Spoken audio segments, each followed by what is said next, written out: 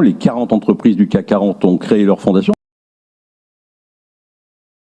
La loi Aillagon a posé pour le mécénat des entreprises et pour la philanthropie des particuliers un cadre juridique et fiscal dont on peut dire que c'est un des plus favorables dans le monde. Le mécénat d'entreprise, c'est 3,5 milliards d'euros. La philanthropie des particuliers en France, c'est 4 milliards d'euros. Donc ça fait un total de 7,5 milliards d'euros. L'avenir, effectivement, du financement du monde associatif, eh bien, il est à une approche collective, réunissant toutes les ressources à la fois financières et humaines, de quelque côté qu'elles viennent, pour embrasser des problématiques d'intérêt général. Rassembler les forces, faire travailler tout le monde de façon collective ou au moins convergente. Le mécénat, c'est un formidable créateur de liens. Pour bien vivre ensemble, il faut faire des choses ensemble. Au bout du compte, le mécénat, c'est un outil de démocratie participative.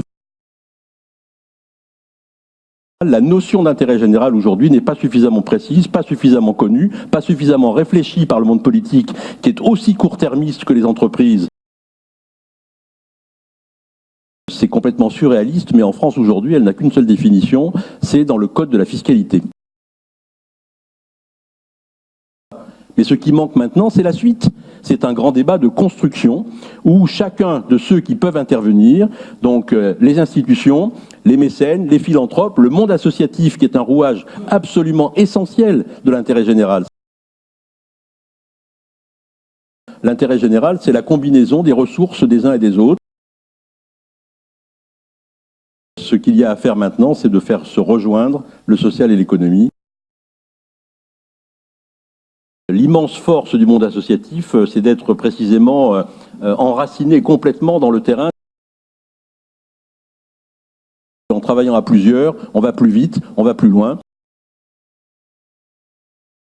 Dans plusieurs régions, des rassemblements de mécènes se sont créés pour précisément pouvoir mener des programmes plus ambitieux.